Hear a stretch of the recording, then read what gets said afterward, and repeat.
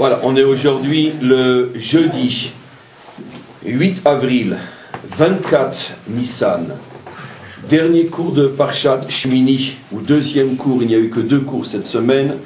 Le cours est à la mémoire de Baruch ben Chever Moshe, de David ben Yosef et de Georges Avraham ben Avram d'Espretz. Et en tous les cas, comme à l'habitude, surtout quand les notions sont à ce point denses et profondes, on commence le cours par un résumé. On a expliqué hier que finalement, on pourrait résumer toute la création et toute l'histoire humaine par un grand banquet, par un grand repas, un grand festin. Toute l'histoire humaine, c'est un grand festin. Mais un grand festin dans le sens qu'on a expliqué hier, c'est-à-dire l'élévation des règnes inférieurs vers les règnes supérieurs. La transformation de ce qui est bas en l'élevant et en le faisant monter vers ce qui est haut.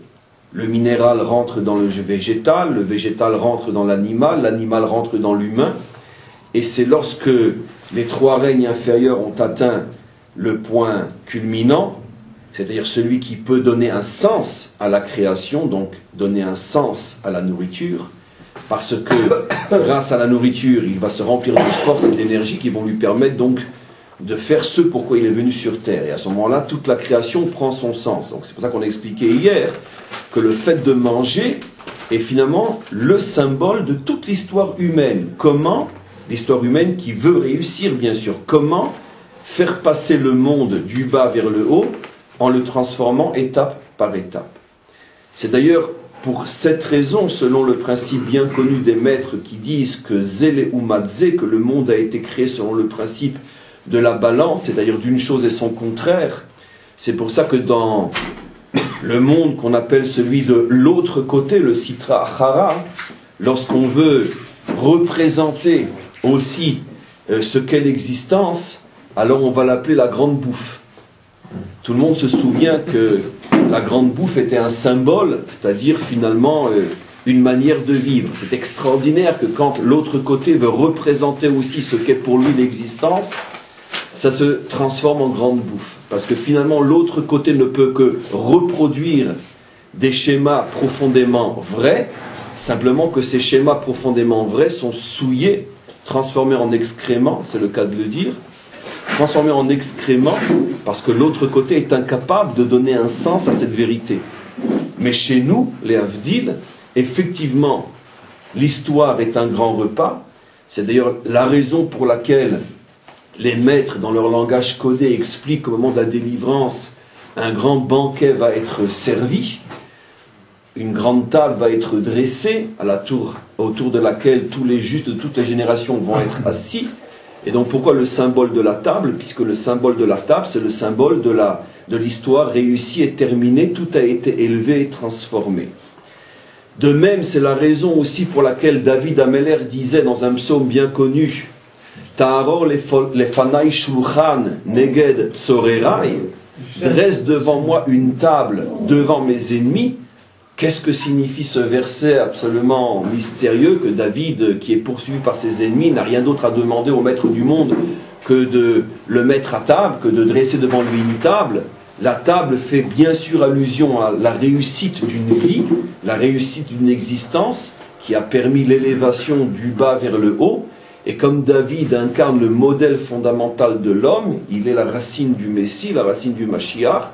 C'est la raison pour laquelle il traduit dans son langage codé que nous avons nous décodé, il traduit l'histoire humaine comme étant le fait de dresser une grande table. D'où l'importance de la nourriture, etc., etc., etc. Simplement, ce qu'on a expliqué hier, c'est que cette table est dressée dans 2 dimensions. Dans un premier temps, dans la dimension représentée par le chiffre 7, et dans un deuxième temps, elle est dressée, ou plutôt, surtout, elle sera dressée dans la dimension représentée par le chiffre 8. Et c'est pour ça que cette parcha s'appelle Shmini, c'est-à-dire donc comment fait-on pour accrocher la dimension 8 à la dimension 7 Ou d'une certaine manière, comment passe-t-on du 7 au 8?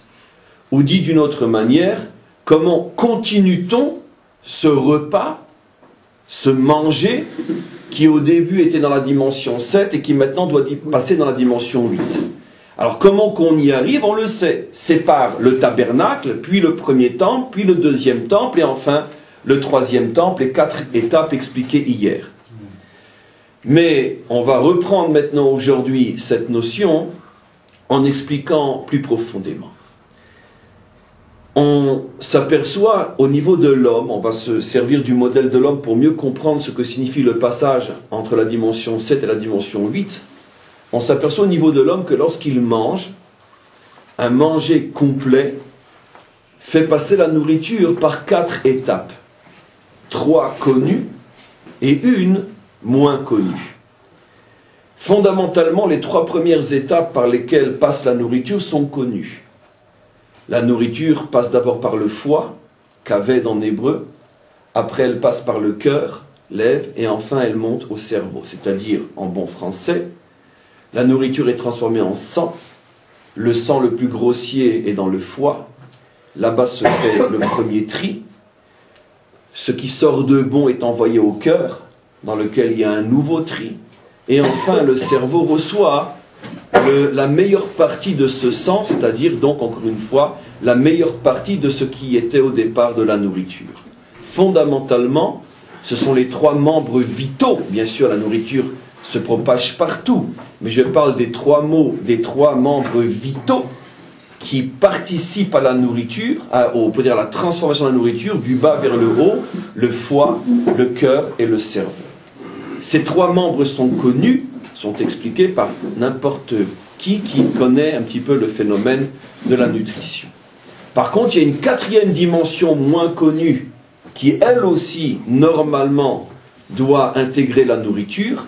Et cette 4e dimension, c'est l'âme.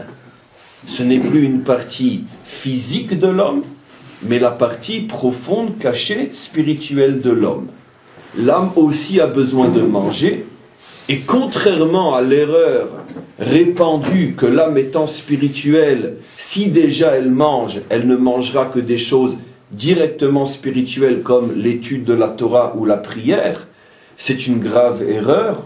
En vérité, la nourriture se nourrit elle aussi et surtout de la nourriture terrestre. Simplement, elle capte cette nourriture à son plus haut niveau, c'est-à-dire au moment où elle va être purifiée une 4e fois.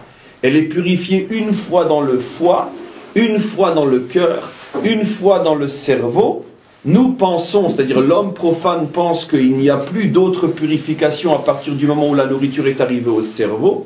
Mais en vérité, la nourriture va passer après à une 4e étape qui est l'âme. C'est-à-dire que l'âme va capter la partie la plus spirituelle, la plus, on pourrait dire, énergétique de la nourriture. D'où le savons-nous?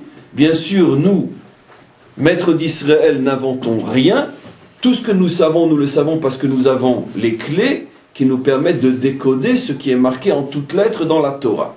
Et ce en toutes lettres dans la Torah est un verset que vous connaissez tous, dans le dernier livre de la Torah, Parshat Ekev, dans le chapitre 8, et le verset 3, où il est dit « Les ma'an odiacha, et tu sauras, ki lo ala lechem levado yirye ha'adam » que l'homme ne vit pas seulement du pain, qui alcool motse pi avaye yirye ha'adam, mais l'homme vit aussi, au moment où il mange du pain, car c'est le contexte du verset, de ce qui sort de la bouche de Dieu. Que signifie ce qui sort de la bouche de Dieu? Nous savons que Dieu a insoufflé son souffle dans la création tout entière. Ceci est dit essentiellement au sujet de l'homme qui est le microcosme de la création. Comme il est dit à son sujet, Vayipach be'apav nishmat chayim, Dieu insuffla en lui un souffle de vie, mais en vérité ce roi, ce souffle se propage dans toute la création. Et il y a une allusion à ceci dès le premier verset de la création, lorsqu'il est dit à la fin du premier jour de la création, veruach Elohim merachefet al pnei hamayim, que le souffle divin se propageait au-dessus des eaux. Le souffle divin est le souffle de vie qui va dans l'homme être appelé Neshama et qui est dans le monde est appelé Ruach, ou qui dans le verset est appelé ce qui sort de la bouche de Dieu. Et donc dans la nourriture il y a ce qu'on appelle dans le langage des Mekoubalim une étincelle divine. Cette étincelle divine se libère après que la nourriture soit passée par les 3 premières étapes, foie, cœur, cerveau. Cette étincelle peut se libérer, je corrige ce que je viens de dire, ce n'est pas se libère car la libération n'est pas automatique, elle peut et doit se libérer, mais là, à la différence des 3 premières étapes qui fonctionnent automatiquement comme tout ce qui est physique et biologique dans ce monde, comme là il s'agit d'une étape qui est plus spirituelle, elle nécessite un travail, elle nécessite des conditions. Très schématiquement, les conditions sont à l'ordre de 2. Première condition, et c'est la fin de notre paracha, comme ça a été mentionné hier, toutes les lois sur la cacheroute. Si la nourriture n'est pas cachère, il n'y a aucune possibilité pour que l'âme soit nourrie. Deuxième condition, les bénédictions, c'est-à-dire la connexion entre l'homme et cette énergie, les bénédictions prononcées avant et après le manger, ces bénédictions qui permettent, d'une certaine manière, d'ouvrir la bouche de l'âme. Parce que lorsque j'apporte le pain près de ma bouche physique n'a pas besoin de faire des efforts pour s'ouvrir. Surtout après 8 ou 9 jours, on a mangé de la matzah. Donc très facilement, Mais pour ouvrir la bouche de l'âme, ce n'est pas si facile que ça. Même lorsque le pain se présente avec à l'intérieur son étincelle divine, la bouche de l'âme ne s'ouvre pas. Donc il faut ouvrir la bouche à la bouche de l'âme. Comment ouvre-t-on la bouche de l'âme ? Deuxième condition, car la première c'est bien sûr la nourriture cachère, car si tu présentes du vomi à l'âme, elle n'aura certainement pas envie de manger, je vais expliquer ce que je viens de dire, mais deuxième condition, c'est que tu dois lui ouvrir la bouche, et lorsque le juif avec sa bouche physique dit « Baruch ata Hashem amotzi lechem mina haaretz » nous te remercions d'avoir fait sortir le pain de la terre, à ce moment-là la bouche de l'âme s'ouvre, et à ce moment-là l'âme peut récupérer cette étincelle divine. Je reviens sur ce que j'ai suggéré maintenant. En vérité, nous n'arriverons jamais à comprendre, à partir du moment où nous comprenons ce que je viens de dire, nous n'arriverons jamais à comprendre comment est-il possible que les hommes, même non-juifs, n'ont pas compris la nécessité absolue de faire le choix de ce que l'on mange, ce que l'on appelle aujourd'hui, ce qu'on appelle chez nous la nourriture cachère. Parce que de la même manière que tout homme comprend, parce qu'il le constate, que si tu présentes devant le corps physique une nourriture qui ne lui convient pas, il a un dégoût, un rejet, et que si tu le forces à manger cette nourriture-là, il la vomit, exactement de la même manière, l'âme ne peut manger n'importe quelle nourriture. Ce qui est vrai pour le corps est vrai pour l'âme. L'âme a besoin d'une nourriture qui lui convient. Donc si tu présentes à l'âme une nourriture qu'elle ne peut manger, automatiquement elle va se fermer, ou pire, vomir. Et donc c'est la raison profonde des lois de la cacheroute, qui mettent en évidence, parce que celui qui a créé le monde sait ce qui est bon pour l'âme et ce qui n'est pas bon pour l'âme. C'est donc les lois de la cacheroute qui mettent en évidence ce que l'âme peut digérer et ce que l'âme ne peut en aucun cas digérer. C'est pour ça que je me suis permis de dire que fondamentalement, les lois de la cacheroute ne concernent pas uniquement le peuple juif. Aujourd'hui, c'est le peuple juif qui a depuis 3500 ans reçu la Torah. Ce n'est pas faute d'avoir été proposé aux autres, comme on le sait d'après notre tradition. J'anticipe sur les cours qui vont venir sur la fête de Shavuot qui approche.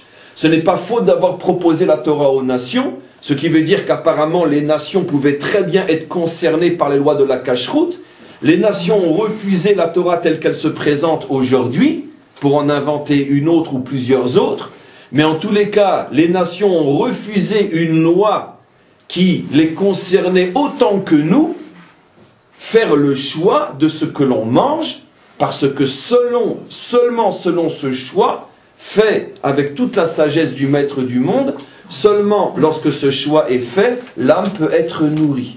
Ce qui veut dire qu'un homme qui ne mange pas cachère, même un non-juif, ne peut en aucun cas nourrir son âme tel que la Torah appelle nourrir l'âme, et donc il ne peut en aucun cas vivre une relation avec Dieu authentique, parce que son âme étant affamée, il est au plus comme quelqu'un qui meurt de faim et qui est très limité dans les actions et dans les choses qu'il peut faire, comme quelqu'un qui est fatigué, affaibli et mourant par le fait de ne pas manger. Et l'âme des nations se trouve dans un état de famine totale, et c'est pour ça qu'elles sont absolument incapables, les nations, de construire profondément et véritablement quelque chose avec le maître du monde.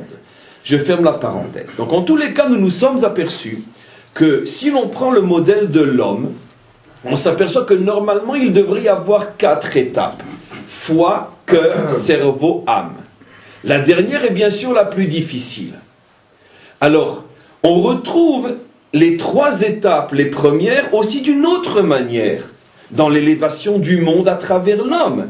Parce que lorsque l'homme mange, en vérité, il élève le monde que 3 fois lorsqu'il mange au premier niveau, au niveau profane. Il n'élève le monde que 3 fois. Regardons ensemble. Première élévation du minéral au végétal. Deuxième élévation du végétal à l'animal. Troisième élévation de l'animal à l'humain. Ce qui veut dire que le minéral est monté par le végétal. Le végétal est monté par l'animal, et l'animal monte par l'homme. Donc en vérité, il n'y a que 3 règnes qui sont élevés. Le règne minéral, le règne végétal et le règne animal. Mais nous avions laissé en plan hier la question fondamentale, mais l'homme, lui, qui le mange? Qui l'élève? Qui le transforme? Alors effectivement, pour l'instant, nous allons expliquer que c'est ce qu'on appelle le repas de la dimension 7.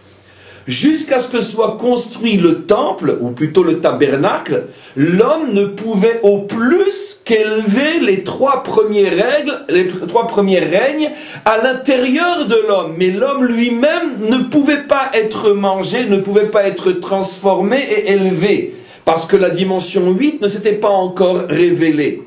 Ce qui veut donc dire que finalement, depuis la création de Adam, ou plutôt depuis la faute de Adam jusqu'à la construction du tabernacle, ce ne sont que les règnes inférieurs qui étaient élevés, tout allait dans l'homme, l'homme bien sûr croyant servait, l'homme croyant avec un A servait Dieu, mais il le servait selon les limites de l'homme qui lui-même n'a pas été transformé puisque personne ne l'a encore mangé, et donc tout était bloqué à l'intérieur de l'homme. C'est-à-dire, encore une fois, je me répète, que les 3 règnes minéraux, végétaux, animaux étaient élevés jusqu'à l'homme, mais étaient coincés et enfermés à l'intérieur de l'homme qui, lui, était en attente de sa propre élévation, de sa propre transformation. C'est ce qu'on appelle le repas du chiffre 7. Le repas du chiffre 7 signifie l'élévation du monde matériel jusqu'à l'intérieur de l'homme, mais l'homme tel qu'on le connaît, avec ses limites, régi par le chiffre 7. C'est pour ça que nous trouvons aussi à l'intérieur de l'homme, comme allusion à ce que je viens de dire, les 3 montées avant la 4e qui est la seule qui est spirituelle, la montée dans le foie, la montée dans le cœur et la montée dans le cerveau. Mais les 3 sont encore des montées matérielles, ce n'est pas encore la montée de l'âme. De même, ces 3 montées à l'intérieur de l'homme correspondent à l'extérieur de l'homme, la montée du minéral au végétal, la montée du végétal à l'animal, la montée de l'animal à l'humain. 3 montées, mais il n'y a pas de 4e. Ce qui veut dire que la 4e montée, qui est le passage de la nourriture du physique à l'âme, correspond au niveau de l'homme, au passage de l'homme du chiffre 7 à l'homme du chiffre 8. L'homme du chiffre 7 est l'homme qui peut élever les règnes inférieurs jusqu'à lui, mais les règnes inférieurs restent coincés à l'intérieur de l'homme. Et l'homme de la dimension 8 est celui qui arrive avec tout ce qu'il a déjà élevé à l'intérieur de lui-même, qui arrive à s'élever maintenant parce qu'il est lui-même mangé, qui arrive à s'élever pour se transformer et atteindre la dimension du 8. Et donc, je fais juste un petit résumé. Il y a, si vous voulez, 4 règnes fondamentaux qui sont l'homme, du haut au bas, l'homme, l'animal, le végétal et le minéral. Lorsque nous sommes dans la dimension 7, c'est uniquement les 3 premiers règnes qui s'élèvent, parce qu'on est encore en attente de ce qui va permettre à l'homme d'être mangé, dans le sens positif du terme, et la nécessité du tabernacle, la nécessité du temple, c'est-à-dire donc de permettre à la dimension 8 d'apparaître dans le monde, pour que maintenant, finalement, cette ascension continue, mais se fasse sur l'homme lui-même. Et donc, je reviens maintenant au cours d'hier. Ce qu'on a expliqué hier, c'est que c'est finalement ce que les 2 enfants de Aaron ont voulu. Quand ils ont vu que tout était en place pour permettre maintenant la continuation de cette élévation, alors ils ont posé la question fondamentale. Finalement, tout ça c'est pour en arriver à quoi? À ce que l'homme soit mangé. Eh bien qu'il vienne et qu'il nous mange. Et c'est exactement ce que la Torah nous dit. Vatetse esh milifne Hashem vatochal otam. Le feu est sorti et les a mangés. J'avais posé la question hier, pourquoi le feu? Parce que là encore, le langage de la Torah est extrêmement scellé et codé. Il n'y a que les maîtres d'Israël qui ont les clés de ce code. Et pourquoi le feu est ici mentionné? Parce que nous savons aussi que les différents règnes qui sont au nombre de 4, que j'ai déjà compté, végétal, minéral, végétal, animal et humain, ont aussi un autre nom de code dans la Torah qui sont, du bas vers le haut, Afar, Maïm, Rouar, Esh. C'est-à-dire, traduit en français, la terre, le liquide, le souffle et le feu. Traduit en langage plus moderne, le solide, Afar, les liquides, Maïm, Rouar, les gaz, et Esh, l'énergie. Donc vous voyez, on n'a rien inventé, tout était déjà dans la Torah. Il suffit simplement de savoir la parler dans le langage de l'époque. Et donc, automatiquement, l'élément Esh fait allusion au plus haut degré d'élévation. Et donc, quand on nous dit ici, d'abord dans un premier temps, qu'un Esh est sorti de l'intériorité du divin, comme j'avais dit hier, milifne availlé de l'intériorité du divin. Pourquoi? Parce que le Esh, c'est le niveau le plus haut, donc le plus intérieur. C'est un code, bien sûr, c'est une image. Dieu n'a ni intérieur ni extérieur, mais c'est une manière de coder des messages pour qu'on comprenne de quoi on parle. Donc c'est le niveau le plus haut du divin qui s'exprime grâce au tabernacle. Ce niveau le plus haut, on appelle cela Esh, qui mange le monde. C'est-à-dire donc qui va permettre au monde de s'élever à l'intérieur de la dimension 8, puisque là on parle de Dieu qui mange, donc c'est la dimension 8, la dimension de l'âme, et donc automatiquement tout est mangé pour s'élever maintenant à l'intérieur de la dimension 8, jusqu'au niveau le plus haut qui est le feu. C'est-à-dire exactement ce qui s'est passé dans la dimension 7. De la même manière que dans la dimension 7, le bas arrive jusqu'au haut, c'est-à-dire le minéral arrive jusqu'à l'homme, exactement de la même manière dans la dimension 8, le bas va continuer à monter jusqu'en haut, et le haut est dans le code de la Torah appelé Esh, l'élément le plus haut. Alors maintenant vous comprenez pourquoi, bien que nous ne l'avons pas lu, mais vous le lirez, et vous y ferez attention ce Shabbat, au moment où on va lire ce passage dans la Torah, vous verrez que les offrandes qui ont été apportées pour inaugurer le temple contenaient en vérité tous les éléments. Puisqu'il fallait apporter des animaux, et il fallait aussi apporter une offrande de blé, une mincha, donc il y a forcément de l'eau, puisque dans le blé il y a de l'eau. Et donc automatiquement tous les représentants du monde étaient représentés, le minéral, le végétal dans lequel se trouve le minéral, c'est-à-dire l'eau, et l'animal. Et voilà que ce Esh Milifne Hashem descend, ce feu descend pour permettre au monde de continuer son ascension, c'est-à-dire après être monté à l'intérieur de la dimension 7, maintenant il continue à monter dans la dimension 8. Et c'est ce que voit, le texte dit que c'est ce qu'on les Juifs sont en train de voir, puisqu'à ce moment-là, comme j'expliquais hier, l'âme voit ce phénomène absolument incroyable, le rideau s'ouvre et tout le monde voit ce qui se passe dans l'autre monde, celui que les yeux de chair ne voient pas. Et à ce moment-là, quand les enfants de Aaron voient le processus et voient que tout est en train de continuer à monter, alors ils arrivent à la conclusion évidente, mais alors maintenant il ne reste plus qu'une seule étape, la montée de l'homme. Alors mange-nous, nous aussi. C'est ça ce qu'on appelle, c'est presque ridicule de le dire à présent, la faute des enfants de Aaron. Si ça c'est une faute, alors où est la faute, telle que je l'ai expliqué à ce niveau-là. Mais bien sûr, malgré tout, il y a une faute. Mais comme toujours dans la Torah présente les choses à un niveau très haut. Comme j'ai déjà expliqué, selon le proverbe bien connu, l'idiot est celui qui crie lorsque l'avalanche est déjà prête à écraser le village, et le chacham est celui qui crie au moment où tout en haut du sommet, la boule de neige est en train de se former, et que tout le monde le prend pour un idiot. Qu'est-ce que tu cries? Il n'y a qu'une boule de neige. Donc la Torah ne prend jamais le mal à la fin, la Torah prend le mal à sa source. C'est-à-dire que comme nous allons le voir encore aujourd'hui, ce qu'on appelle entre 1 milliard de parenthèses la faute des enfants de Aaron est effectivement la boule de neige qui va provoquer dans l'histoire une avalanche et un cataclysme terrible. Et ce que je vais expliquer si Dieu veut aujourd'hui. Mais pour l'instant, nous comprenons qu'il s'agit de quelque chose d'extrêmement subtil que seul l'œil du maître peut percevoir, comprendre et expliquer. En tous les cas, pour avancer maintenant, on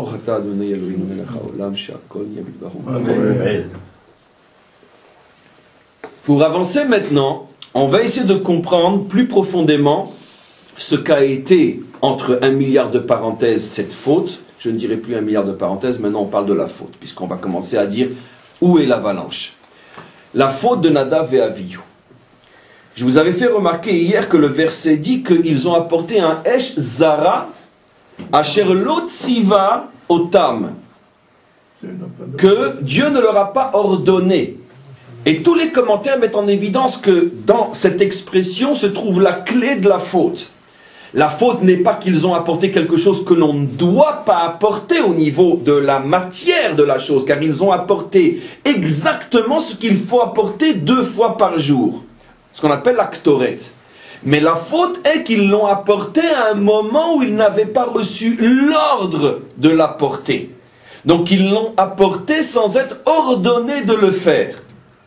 Alors comme c'était bien sûr, vous imaginez des maîtres immensément grands, puisque nous avons lu le verset d'hier qui dit que Moshe révèle à leur père qu'ils étaient plus grands que Moshe et Aaron réunis. Vous imaginez donc qu'il y avait forcément une raison profonde qui les a poussés à oser apporter quelque chose qui ne leur était pas ordonné. Qu'est-ce qu'ils voulaient signifier par cela? Pour l'expliquer, à notre niveau bien sûr, je vais rapporter une fois de plus dans un autre contexte une discussion talmudique qui, comme toutes les discussions du Talmud, sont des cheveux qui cachent des Himalayas. Quelle est cette discussion dans le Talmud? Le Talmud se pose la question, qui est le plus grand? Celui qui fait le bien alors qu'on l'a obligé à le faire, ou celui qui fait le bien d'une manière spontanée, volontaire, enthousiaste, ce qu'on appellerait en hébreu, et si vous comprenez l'allusion que je vais déchiffrer dans quelques minutes, ne le dites pas encore, ce qu'on appelle une itnadvut, les itnadev en hébreu, les mitnadvim sont ceux qui viennent et volontaires et participent à des tâches qu'ils n'étaient pas obligés de faire, les itnadev.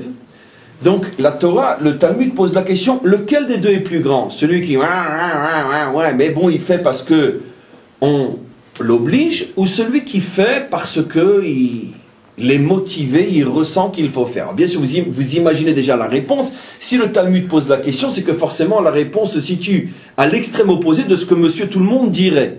Selon le proverbe juif bien connu, quand tu ne sais pas ce que Dieu attend de toi, demande à monsieur tout le monde ce qu'il ferait dans telle situation et fais exactement le contraire. Pourquoi? Parce que monsieur tout le monde, par définition, dit toujours le contraire de ce que la Torah dit. Donc, si on demande à monsieur tout le monde lequel est le plus grand, bien sûr, monsieur tout le monde dira celui qui le fait avec le cœur. D'accord, bien évidemment. Donc, bien évidemment, le Talmud va répondre le contraire, il dit non. Le plus grand est celui qui fait forcer. Alors, bien sûr, c'est choquant, ça fait pas très occidental, ça fait pas très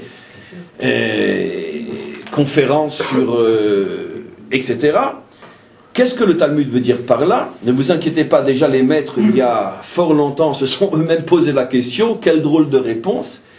Et ils expliquent d'une manière extraordinaire. Finalement, après la réponse, on se demande comment on n'y aurait pas pensé tout seul. Simplement que, comme toujours, il faut savoir selon quel modèle de référence on parle. Selon quel modèle on réfléchit, quelle est notre référence. Et ici, il s'agit de comprendre quelle est la référence morale qui permet donc d'arriver à cette conclusion fort étonnante. Et nos maîtres expliquent, en particulier Tosfot, expliquent que la raison pour laquelle le Talmud préfère celui qui fait de manière forcée, c'est parce que l'homme étant habité par le Yetzer Hara, l'homme étant habité par le mauvais penchant, je n'aime pas la traduction, il est absolument impossible que l'homme reste toujours à un niveau d'enthousiasme fort, puissant et une motivation, on pourrait dire, à défoncer des montagnes. Parce que l'homme aujourd'hui, ses affaires vont bien, il s'entend bien avec sa femme, ses enfants ramènent de bonnes notes et il est en bonne santé. Et aujourd'hui, il peut se payer le luxe de faire le héros. Mais demain, lorsque ses affaires vont capoter, lorsque sa femme va le tromper, et lorsque ses enfants vont se droguer, de héros, il va passer à zéro. Et donc, automatiquement, lorsque le héros va devenir un zéro, parle-lui de faire du bien, tu vas voir comment il va te répondre. Et donc, automatiquement, explique Tosfot dans mon langage à moi, puisque ce monde est rempli de héros transformés en zéro, automatiquement, si tu laisses l'homme ne faire le bien que quand il le ressent, eh bien, il ne le fera pas souvent. Parce que d'abord, la majorité des hommes sont de toute façon toute leur vie des zéros. Et même les héros redeviennent vite des zéros. Donc, qui va faire le bien? Par contre, lorsqu'un homme s'habitue à accepter, malgré que ça l'emmielle, il s'habitue à accepter de faire les choses un petit peu contraintes, automatiquement, ça va créer une constante dans le bien. Parce que de toute façon, il n'a pas envie de faire et il fait quand même. Et donc, dit Tosfot, et ça c'est la réponse juive par excellence, c'est-à-dire ce qui met en évidence la sagesse profonde de nos maîtres, mieux vaut un petit bien constant qu'un grand bien éphémère. Ça c'est la référence morale d'Israël, qui aujourd'hui, jusqu'à aujourd'hui, n'est pas encore comprise et acceptée par l'ensemble des rêveurs qui préfèrent on pourrait dire un feu d'artifice qui ne dure que 5 minutes, mais qui suffit pour avoir un prix Nobel, même si on est aujourd'hui le plus grand massacreur de la planète, car à part le dernier prix Nobel, si je ne me trompe pas, c'est celui qui est en guerre aujourd'hui contre le monde entier. Mais en tout cas, bon, ça c'est les feux d'artifice propres aux nations. En tous les cas, priez pour moi de temps en temps quand même. Et donc, je reviens sur ce que j'explique. Donc ça c'est la réponse de l'Agmara. Maintenant, écoutez-moi bien, on a compris effectivement, mais les maîtres disent ici deux choses, et écoutez, concentrez-vous parce que c'est extraordinaire.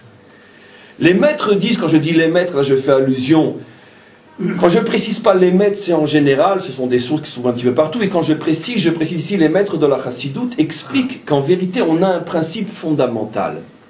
C'est que toute Havamina dans le Talmud, ça veut dire toute question dans le Talmud, même si elle est tranchée d'une manière ou d'une autre, les 2 ou 3 ou 4 aspects de la question restent vrais dans d'autres dimensions. C'est-à-dire que la réponse donnée ne tient compte que d'un aspect des choses, mais que peut-être que selon un autre aspect des choses, l'autre réponse aurait été possible. Et ce qui fait que les maîtres de la chassidut donnent une réponse extraordinaire. Ils disent en vérité la question était quel est le plus grand?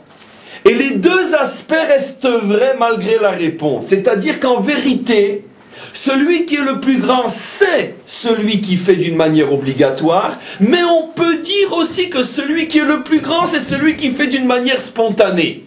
Alors si c'est comme ça, puisque dans la question, il y a les deux possibilités, et les maîtres de la chassidut expliquent que quand il y a deux possibilités dans une question, les deux possibilités sont vraies à un certain niveau. Vous me suivez? On fait du Talmud, bien sûr.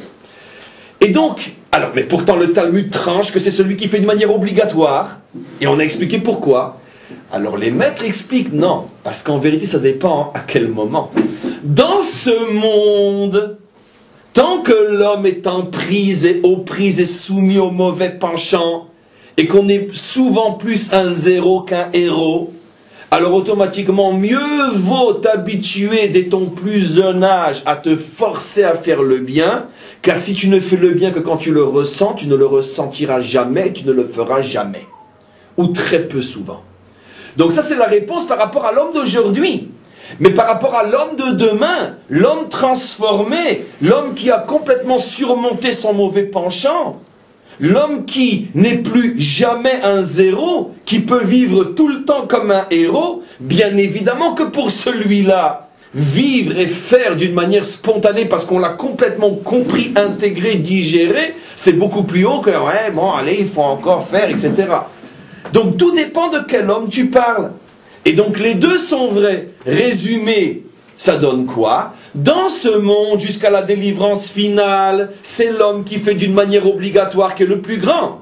Mais à partir de la délivrance, celui qui arrive à comprendre la nécessité de faire, parce que c'est le bien et qu'il faut le faire, sans qu'on soit obligé de le contraindre à le faire, celui-là est le plus grand. Et donc maintenant vous comprenez quelle a été la faute de Nadav et Avihu.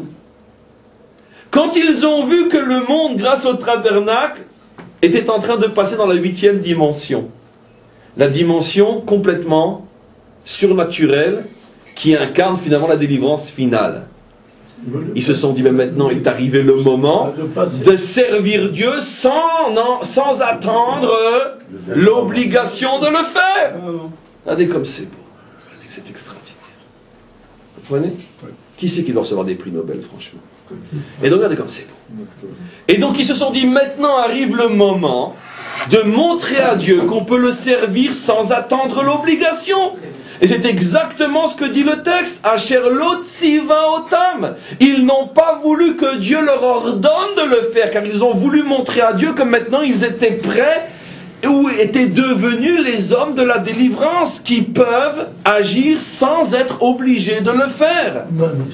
Et la preuve, c'est que le Talmud, dans un autre endroit, dit exactement comme eux. Qu'est-ce que disent nos maîtres? Mitzvot, batelot, le'atid, lavo. Dans le monde à venir, l'homme ne sera plus contraint pour faire le bien. On n'aura plus besoin de lui ordonner de faire le bien. Mitzvot, qui veut dire tzivouille, obligation. L'obligation de faire le bien disparaîtra dans le monde à venir, car un homme, d'une manière tout à fait naturelle, se réveillera le matin et tout de suite se mettra à faire le bien sans qu'on ait obligé de le contraindre à le faire, sans qu'on soit obligé de le contraindre à le faire. Donc effectivement, nos maîtres disent bien que le niveau de l'homme de la délivrance, c'est bitul mitzvah, l'annulation de l'obligation. Donc automatiquement, c'est ce niveau que Nadav et Avihu voulaient atteindre. Et pourquoi donc c'est une faute malgré tout? Pourquoi ils sont morts? Parce que s'ils avaient écouté le cours d'hier, ils auraient compris qu'on n'était qu'à l'étape du tabernacle. Et qu'il va falloir maintenant remonter les 4 lettres du nom divin avant que le nom divin, donc la perfection, se dévoile à la perfection. Il y a 4 lettres au nom divin qui sont tabernacle, premier temple, deuxième temple, troisième temple. Comment veux-tu, à la première étape, arriver à ce niveau de perfection, de gratuité, de spontanéité dans le service divin, sans la moindre obligation? Est-ce que tu te crois déjà complètement affranchi du mauvais penchant? Et c'est toujours le même problème que l'on retrouve, comme on le sait, c'est la clé de la compréhension de toutes les fautes que font les grands décrits par notre Torah. Ce ne sont jamais des fautes comme on le comprend, ce sont toujours des précipitations à faire le bien trop tôt. Quelle est la différence entre un homme standard et un juste?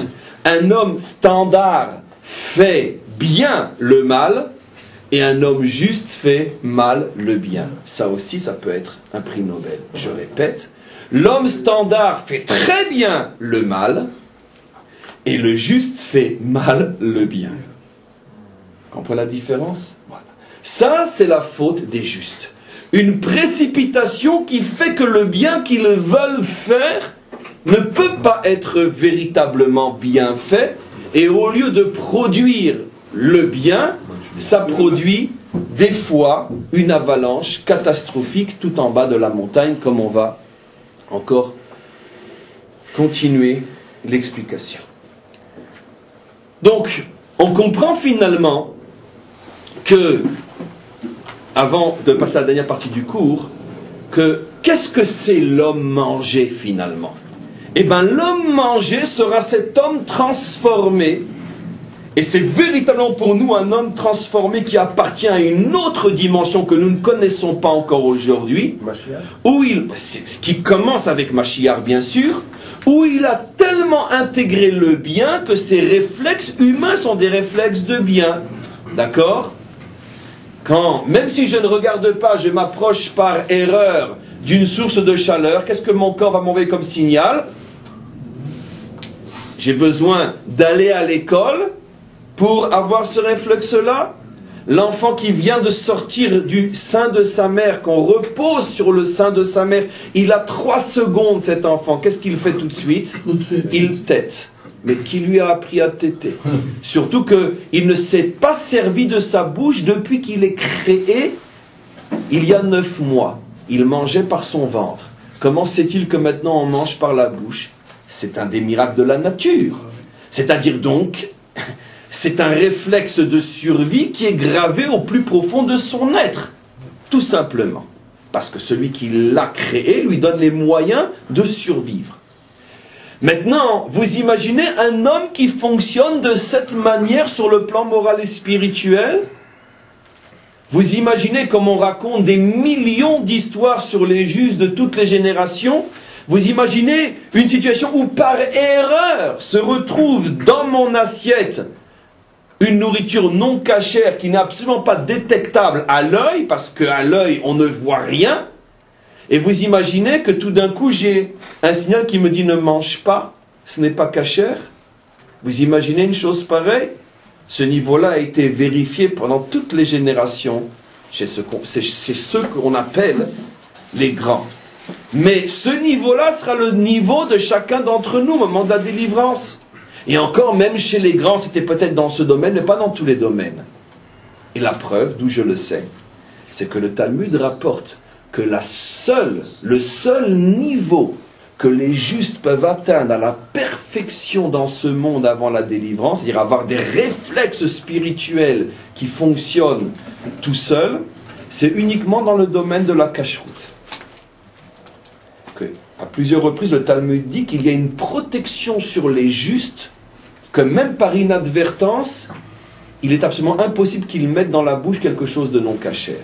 Et donc ils ont un 5e ou un 6e sens qui s'allume dès que par erreur on les mettrait en relation avec quelque chose qui n'est pas cachère.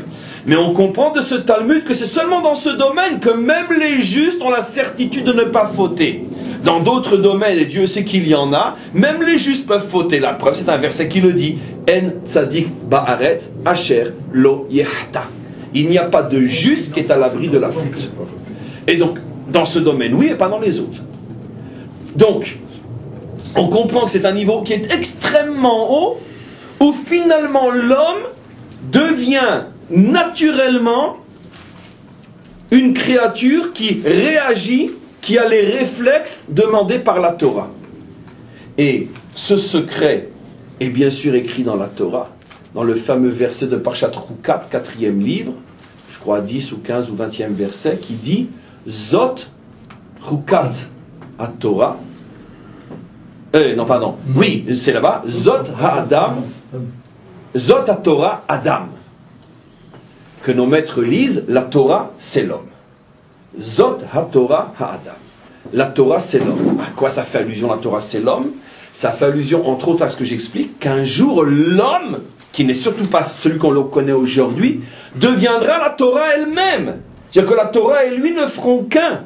Ce que demande la Torah, il le ressentira sans avoir besoin de l'apprendre. C'est l'homme de la délivrance. C'est l'homme mangé, c'est l'homme transformé complètement.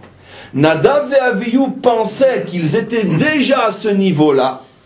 Ils savaient sans doute qu'ils étaient les plus grands d'Israël à cette époque-là, puisque Moshe, qui n'est bien sûr pas un menteur, va dire à leur père qu'ils étaient plus grands que Moshe et Aaron réunis.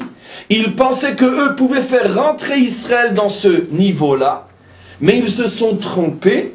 À leur niveau, l'erreur était très subtile, ça fait maintenant 2 cours qu'on l'explique, mais l'avalanche que ça a produit, c'est leur mort et une catastrophe au niveau du symbole que cette histoire contient. Oui. Vous avez dit que même quand on sera au moment de la délivrance, il n'y aura pas de disparition, même quand on sera arrivé à ce niveau-là, il n'y aura pas de disparition, disons, d'une certaine forme de Yetzer Hara, ce sera subtilisé, il y aura des dégradations dans le bien, mais il n'y aura pas que du bien. Je dirais que c'est un autre cours, ça ne sera pas le Yetzer Hara tel qu'on le connaît aujourd'hui, ça sera, le Yetzer Hara subsistera en ce sens qu'il y aura toujours, on pourrait dire, des freins qui demandent à l'homme de faire un effort, mais malgré tout, le réflexe spirituel sera là. Peut-être, si je pourrais donner un exemple, à mon avis, très loin de ce que serait la vraie réponse, mais imaginez-vous quelqu'un qui a du cholestérol et qu'il craque devant des gâteaux. Et il sait très bien, il sent que c'est pas bien, mais il doit faire l'effort de s'en priver. Mais c'est pas qu'en toute innocence, il pense que c'est bien pour lui. Je parle de quelqu'un qui sait qu'il a des problèmes. C'est évident qu'à chaque fois, il y a tout un travail intérieur, je fais pas, je prends pas, etc., etc. Mais d'un autre côté, bien évidemment qu'avec un minimum de volonté, il s'en passe et il reste vivant. Par contre, aujourd'hui, nous sommes dans une situation où on est quelqu'un qui a le cholestérol avant même de savoir qu'on en a et qu'on continue à manger, jusqu'à ce que, lo alenu, on fasse le Kaddish. En tous les cas, je reviens maintenant à ce que j'explique et je voudrais dans la dernière partie du cours, comme je le fais souvent, demander de ne pas être interrompu et essayer de comprendre, de déchiffrer, d'actualiser, de faire descendre dans notre monde et dans notre histoire tous ces secrets qui, malgré tout, après tout ce qu'on a expliqué, restent encore très très haut, puisqu'on a expliqué où est la boule de neige, mais quelle est l'avalanche. Et il faut savoir qu'il y a quantité de secrets, c'est-à-dire de lectures, de compréhensions secrètes qui ont traversé l'histoire, qui se sont transmis de bouche à oreille, de maître à élève, lui-même redevenu un maître qui a transmis à son élève, et des explications qui restaient secrètes parce que ce n'était pas encore le moment de révéler ces choses-là. Mais au fur et à mesure qu'on s'approche de la délivrance, on sait que l'une des conditions sine qua non à la délivrance, c'est le déversement de la sagesse dans le monde entier, comme il est dit que la sagesse remplira le monde comme l'eau remplit l'océan. Et comme les nations sont autant concernées et intéressées que nous par la délivrance finale, puisque la différence fondamentale entre toutes les délivrances d'Israël jusqu'à aujourd'hui, la délivrance finale, c'est que toutes n'ont concerné qu'Israël, dont le symbole fondamental c'est la sortie d'Égypte, mais la délivrance finale concerne et concernera toutes les nations.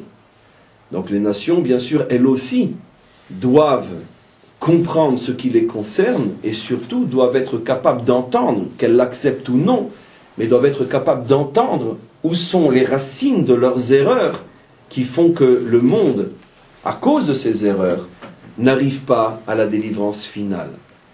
Et donc c'est pour ça que les maîtres avaient prévu que juste avant la délivrance finale, de plus en plus de secrets seraient expliqués, quitte à, d'une certaine manière, mettre en danger ceux qui les révèlent, De la même manière que dans un autre contexte, qui n'a rien à voir avec le nôtre bien sûr, on sait que le métier le plus redouté, le plus fui à l'époque des rois d'Israël était le métier de prophète. Comme on le sait, tous les prophètes refusaient la prophétie, puisque tous ceux qui acceptaient, généralement tous sous la contrainte de devenir des prophètes, contrainte d'en haut, et la plupart sont morts. Parce que la vérité n'était pas acceptable. Et donc, Moshe a failli être tué lui aussi, d'après notre tradition, etc. Et donc, ça a commencé de toute façon avec le premier des prophètes, bien sûr. Et si pas tué, révolte contre lui, etc. Et donc, si c'est vrai à l'intérieur du peuple juif, vous imaginez, si déjà un prophète se met en danger par ses propres frères, quand il révèle des vérités à l'intérieur de son propre peuple, vous imaginez, lorsque certaines vérités se dévoilent et se diffusent dans le monde entier, vous imaginez à quel point les choses ne sont pas évidentes. Mais d'un autre côté, les bouches qui sont choisies n'ont jamais le choix de dire ou de ne pas dire, parce que ça fait partie du projet divin. Et de la même manière qu'un soldat, lorsqu'on lui demande de faire ce qu'il doit faire, il sait qu'il se met en danger, mais il est soldat et c'est sa situation, c'est sa condition, et c'est pour ça qu'il est soldat. Et s'il refuse le danger, il trahit sa fonction, et surtout il trahit son pays.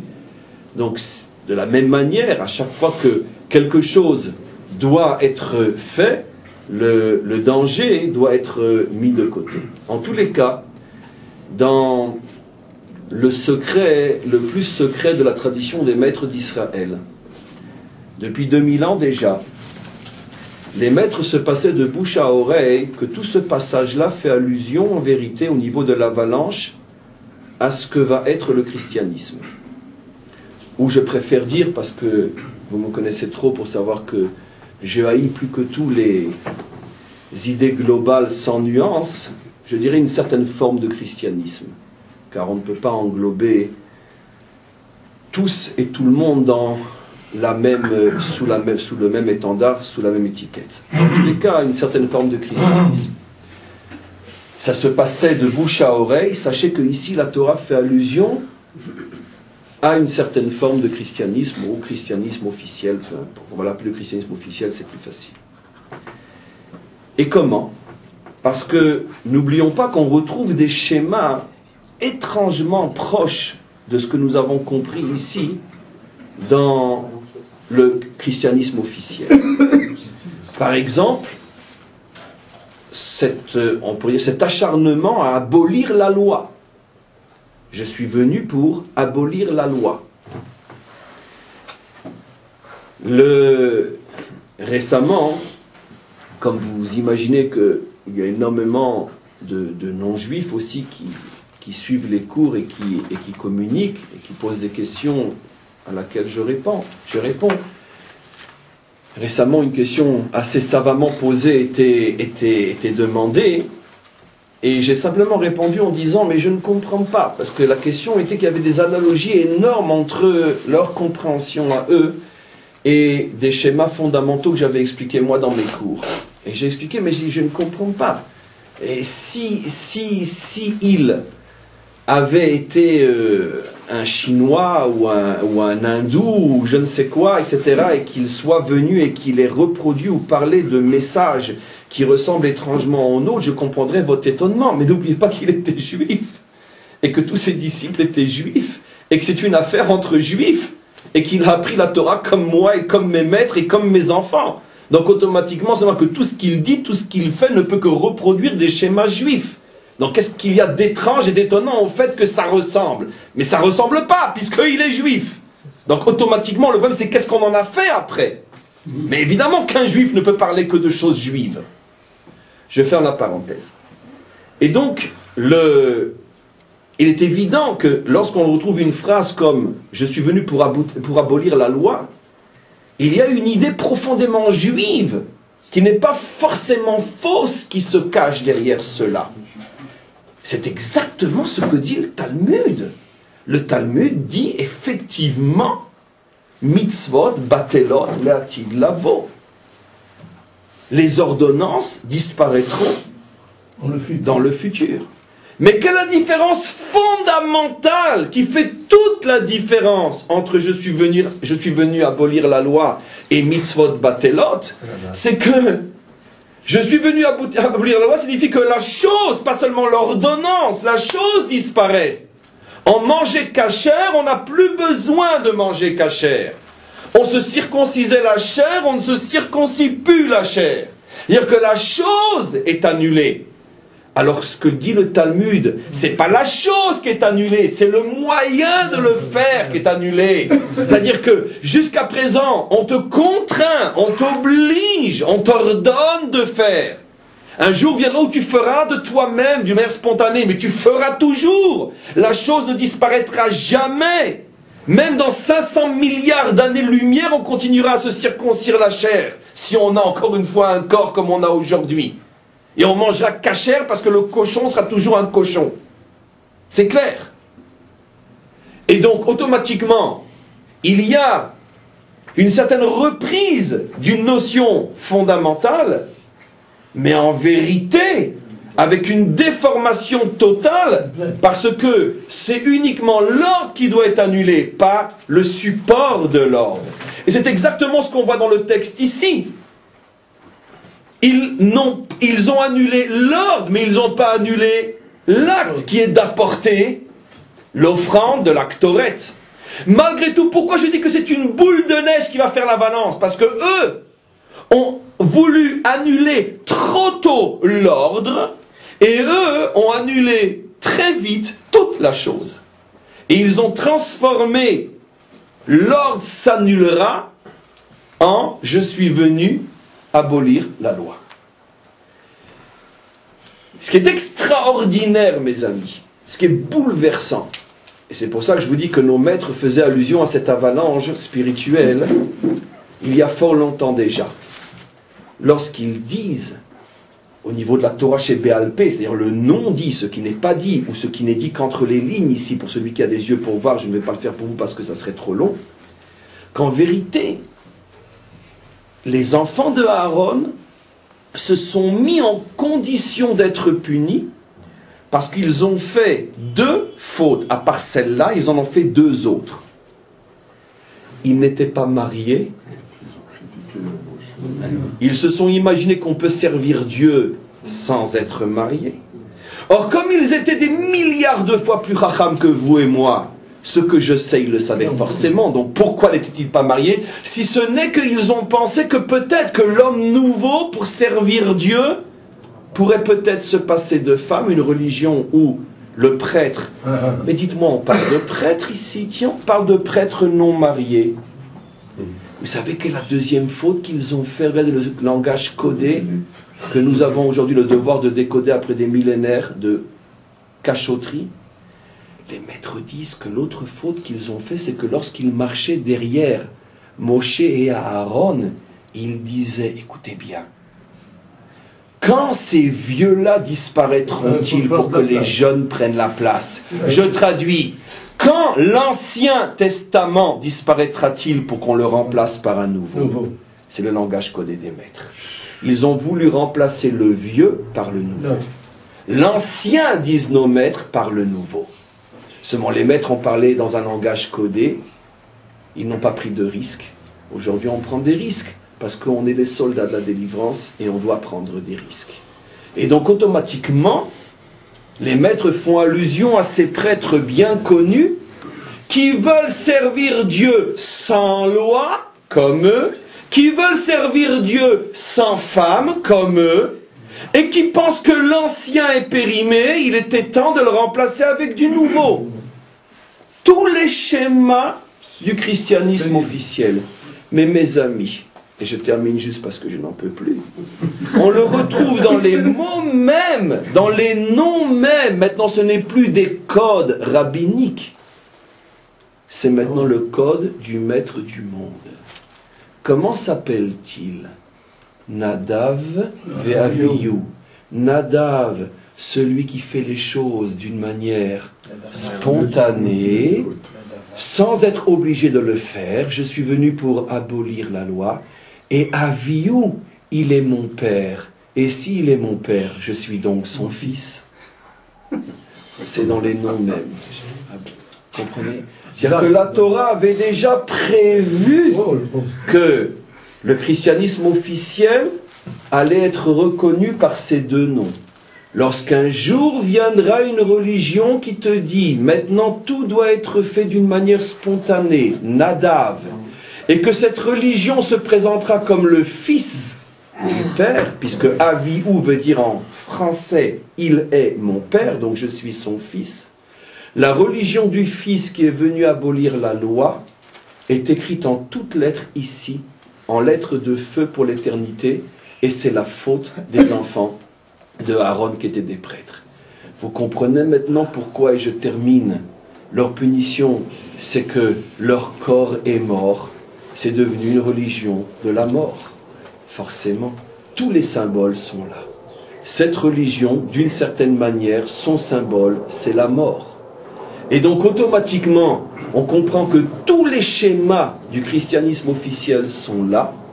On comprend quelle est l'origine de la faute. On comprend que cette faute remonte très très très très haut. Une précipitation qui a provoqué un dérapage et un cataclysme dans l'histoire humaine. On comprend que le problème n'est pas simple. On comprend encore une fois que la racine remonte très très très haut. Ce qui était au niveau des enfants de Aaron, une simple boule de neige, est devenue dans l'histoire l'avalanche qui, depuis 2000 ans, en ce qui nous concerne, nous, peuple juif, nous tient en exil, puisque notre exil est l'exil mené essentiellement par le christianisme officiel et, en fin d'histoire, par l'islam interposé, comme on le sait. Et donc, automatiquement, on comprend que ce passage-là est véritablement le passage le plus proche de tous les signes de notre délivrance, parce que c'est lui qui contient le plus de messages nous concernant, et on comprend que le tikkun, la réparation, c'est bien sûr donc faire exactement le contraire de ce qu'a été leur faute. Ça veut dire se marier, en ce sens que de vivre engagé, impliqué le plus profondément possible dans la réalité concrète, ne pas tenter de remplacer les vieux, savoir que notre passé est en avance sur notre futur, notre vieille Torah est en avance sur tout ce que l'homme pourra produire encore dans des milliards et des milliards d'années-lumière, car la Torah est éternelle et au-dessus de tout, et de savoir et de comprendre que la Torah est une Torah de vie, Torah Traïm, une Torah vivante, et qu'il est absolument inconcevable de rendre un culte à la mort ou aux morts et d'en faire le symbole de ce qui est la réparation et la délivrance. Que Dieu nous protège tous. Amen. Je ne répondrai pas aux questions aujourd'hui, je m'en excuse, je commencerai à répondre aux questions comme on le faisait avant, seulement à partir de la semaine prochaine.